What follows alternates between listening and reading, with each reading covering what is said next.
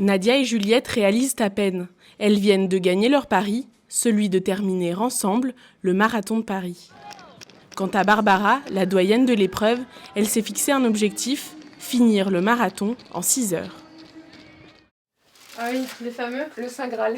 Voilà. Retour la veille de la course, elles épinglent les dossards à leur t-shirt. Le point final de 6 mois de préparation. Je pense que je commence à prendre bien conscience là. Je sais pas pour toi. Ouais. Les deux jeunes filles se soutiennent à toutes épreuves. Nadia, 20 ans, est anorexique depuis ses 15 ans et la préparation a été un combat de tous les jours. Là, pour me lancer dans le marathon, c'est vrai que j'étais plus dans l'optique coopérer avec mon corps, plus que d'être en guerre avec lui. Et c'est vrai que ça a été c'était pas toujours facile, parce que voilà, c'est vrai que on a forcément, vu la maladie, on a forcément envie d'en faire trop, ou voilà, c'est surtout au niveau alimentaire que c'était un peu compliqué aussi. Mais elle a réussi à aller au bout et son amie Juliette, 23 ans, a remarqué ses progrès. Un truc bête, mais quand on est allé acheter la tenue, par exemple, pour tout, on voyait, quand tu te regardais dans le miroir, qu'il y avait de la fierté qu'il n'y avait pas forcément avant, je trouve. Ouais. Voilà. C'était plus l'image qui m'a marquée.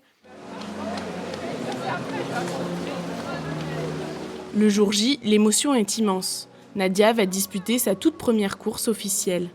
Après des mois d'entraînement à deux, elle s'élance plus soudée que jamais.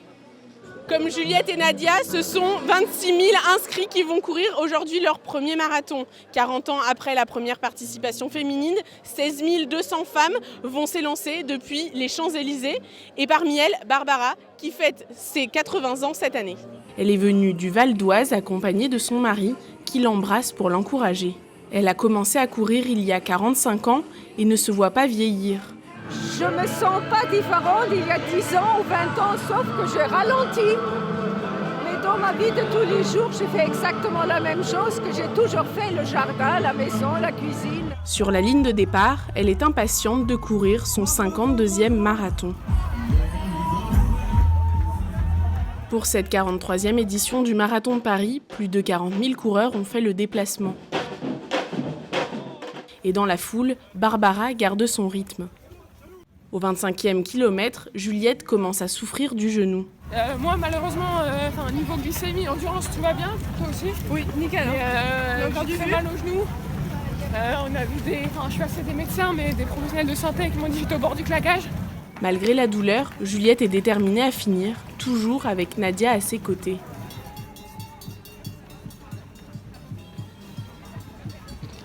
Le sourire aux lèvres, Barbara arrive après 6 heures et 3 minutes de course, une demi-heure de moins que l'année dernière. Et j'avais parfois une raideur dans les jambes. Je dis, oh là là là là là, mais je ne me suis pas arrêtée pour faire des étirements, je ne voulais pas perdre du temps.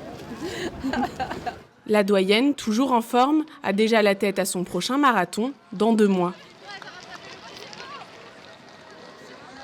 Pour Juliette et Nadia, c'est la délivrance à l'arrivée.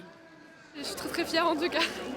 Très fière de mademoiselle aussi parce qu'elle avait très très mal et elle a rien lâché. Et je sais à quel point elle a bossé aussi et c'est vrai qu'on est très fiers de tout ce travail qu'on a fait et d'être allé jusqu'au bout. C'est vrai qu'on en est arrivé et c'est vrai que là on a enfin tous les jours notre rêve et voilà, on est allé jusqu'au bout et voilà. Très, et maintenant, frites, bière. Voilà. Leur famille n'y croyait pas, mais elles l'ont fait. Elles sont désormais marathoniennes.